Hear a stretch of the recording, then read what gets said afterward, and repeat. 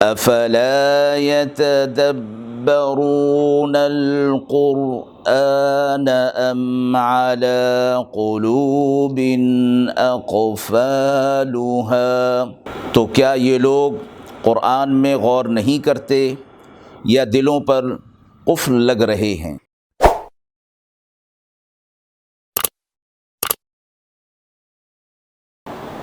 بسم اللہ الرحمن الرحیم۔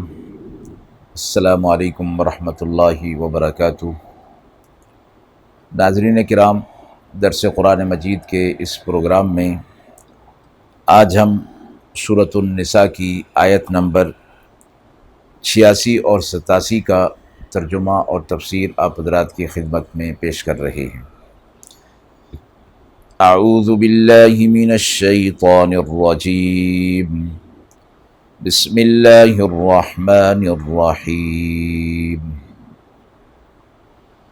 وَإِذَا حُيِّيتُم بِتَحِيَّةٍ فَحَيُّوا بِأَحْسَنَ مِنْهَا أَوْ رُدُّوهَا إِنَّ اللَّهَ كَانَ عَلَى كُلِّ شَيْءٍ حَسِيبًا۔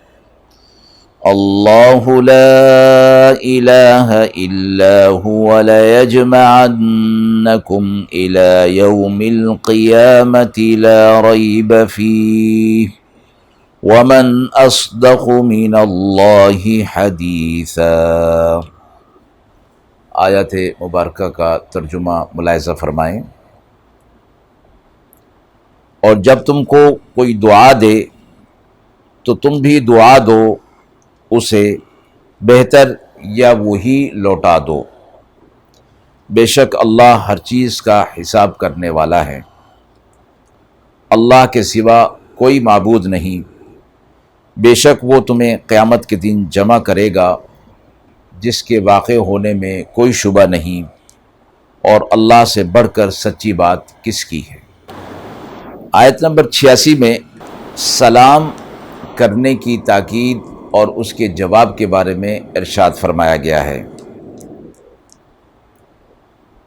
تحیہ کا معنی اللہ تعالیٰ تمہیں زندہ رکھے۔ اسلام سے قبل عرب کی عادت تھی کہ جب آپس میں ایک دوسرے کے ساتھ ملاقات کرتے تو حیاک اللہ یا انعم اللہ بکا عینا یا انعم صباحا کے الفاظ استعمال کیا کرتے تھے۔ اسلام نے اس طرز تحیہ کو بدل دیا اور السلام علیکم کہنے کا طریقہ جاری فرمایا، اور اس میں اضافہ یوں ہوا کہ السلام علیکم یا السلام علیکم ورحمۃ اللہ یا السلام علیکم ورحمۃ اللہ وبرکاتہ۔ اس سے زیادہ کے الفاظ احادیث سے ثابت نہیں ہیں، اور آیت میں یہی فرمایا جا رہا ہے کہ السلام علیکم کا طریقہ جو رائج کیا گیا، جس کے معنی ہیں تم ہر تکلیف اور رنج اور مصیبت سے سلامت رہو، یعنی گویا مسلمان جب آپس میں ایک دوسرے سے ملاقات کرتے ہیں تو ان کا پہلا کلمہ، پہلا کلام ہی ایک دوسرے کی سلامتی کی دعا کے ساتھ ہوتا ہے، اور فرمایا کہ اس کو ضروری قرار دیا گیا ہے۔ آپ صلی اللہ علیہ وسلم نے فرمایا کہ کوئی مسلمان کسی دوسرے سے جب ملاقات کرے تو سلام کے علاوہ کوئی اور بات پہل نہ کرے، یعنی پہلی بات ان کی سلام ہونی چاہیے۔ دنیا کی ہر مہذب قوم کے اندر آپس میں ملاقات کرنے کے کوئی نہ کوئی طریقے ہوتے ہیں، اور اسلام نے ان سب میں جو طریقہ رائج فرمایا وہ فرمایا کہ سب سے بہترین اور جامع ہے، اور اس سے اچھا اور طریقہ نہیں ہو سکتا۔ جب کوئی دوسرا ایسا جامع طریقہ نہیں، اس میں نہ صرف یہ کہ اظہار محبت بھی ہے، بلکہ اپنے آپ کو اس بات کا ظاہر کرنا دوسرے کے سامنے کہ تمہاری محبت میرے دل میں ہے اور تم مجھ سے سلامتی کی توقع رکھو، یعنی مجھ سے تمہیں کسی قسم کی کوئی تکلیف اور ایذا پہنچنے کا کوئی امکان نہیں ہے، اور فرمایا کہ مسلمان خود ایک دوسرے کے لیے ایذا کا باعث نہیں بلکہ ایک دوسرے کے لیے راحت اور سکون کا باعث ہوتے ہیں، اور لفظ سلام یا السلام علیکم کے اندر یہی معنی رکھا گیا ہے جو کہ سلامتی کا معنی دیتا ہے۔ اور حدیث مبارکہ میں آتا ہے کہ مسلمان وہ ہے کہ جس کی زبان اور ہاتھ سے دوسرے مسلمان محفوظ رہیں۔ تو جب ایک مسلمان دوسرے مسلمان سے ملاقات کرتا ہے تو گویا وہ اس بات کا اظہار کر دیتا ہے کہ مجھ سے تمہیں کسی قسم کی کوئی تکلیف پہنچنے کا امکان نہیں ہے۔ اسی کے ساتھ یہ فرمایا گیا کہ جب ایک مسلمان دوسرے کے لیے اظہار محبت اور سلامتی کی دعا کر رہا ہے تو گویا وہ اس بات کی بھی توقع دل میں رکھ رہا ہے کہ جس کے لیے میں دعا اور سلامتی اور راحت اور سکون کا باعث بن رہا ہوں، وہ اگلے سے بھی یہ توقع رکھتا ہے کہ اس کے دل میں بھی میرے لیے اسی قسم کے جذبات ہوں۔ اس لیے آیت کے اگلے حصے میں فرمایا گیا فَحَيُّوا بِأَحْسَنَ مِنْهَا، تو تمہیں چاہیے کہ تم بھی اس کو لوٹاؤ، تم بھی اس کو سلامتی کی دعا دو اچھے انداز میں۔ اور اس کا طریقہ فرمایا گیا کہ جب کوئی کہے السلام علیکم تو جواب میں اس کو کہو السلام علیکم ورحمۃ اللہ، اور اگر کوئی کہے السلام علیکم ورحمۃ اللہ تو پھر احسن طریقہ یہ ہوگا کہ اسے کہا جائے السلام علیکم ورحمۃ اللہ وبرکاتہ، یہ احسن طریقہ ہو گیا۔ اگلی بات یہ فرمائی اور ردوہا، یا کم سے کم وہی الفاظ کہ جس میں اس نے تمہیں سلامتی کی دعا دی، کم سے کم وہی الفاظ ضرور کہا جائے۔ اس سے علماء نے فرمایا کہ سلام کا جواب دینا واجب ہے، یعنی جب سلام کی آواز کان کے اندر پڑ گئی تو پھر اس کا جواب دینا واجب ہو جاتا ہے۔ آپ صلی اللہ علیہ وسلم نے حکام القرآن میں ابن عربی نے اس بات کو نقل فرمایا ہے کہ تم جانتے ہو کہ سلام کیا چیز ہے؟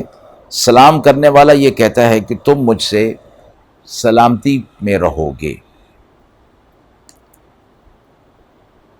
اسلامی طریقہ سلام ایک عالمگیر حیثیت رکھتا ہے، اس میں اللہ تعالیٰ کا ذکر بھی ہے، نصیحت بھی ہے، اپنے مسلمان بھائی سے اظہار محبت اظہار تعلق بھی ہے، اور اس کے لیے دعا بھی ہے۔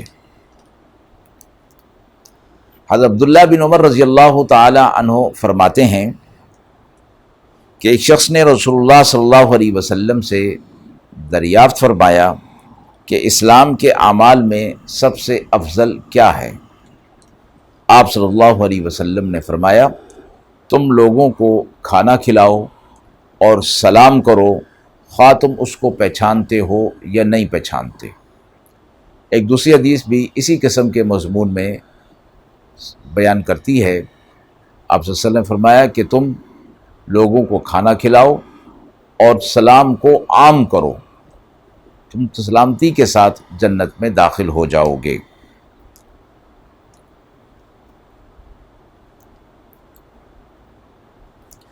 ایک حدیث میں آپ صلی اللہ علیہ وسلم نے فرمایا کہ بڑا بخیل ہے وہ آدمی جو سلام میں بخل کرے، یعنی سلام کرنے میں یا سلام کا جواب دینے میں بخل سے کام لے، یعنی اس کا جواب نہ دے۔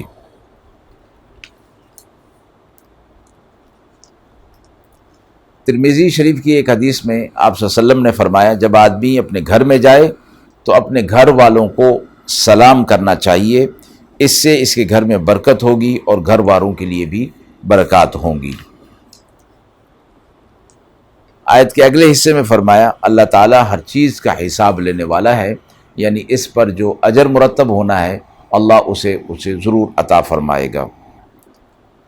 اور اگلی آیت میں فرمایا کہ اللہ تمہیں قیامت کے دن اپنے پاس جمع کرے گا، وہ قیامت کی جس کے واقع ہونے میں قائم ہونے میں کوئی شک اور شبہ نہیں ہے، اور اس بات کے سچا ہونے میں کوئی دوسری رائے نہیں، اللہ سے بڑھ کر سچی بات کس کی ہو سکتی ہے؟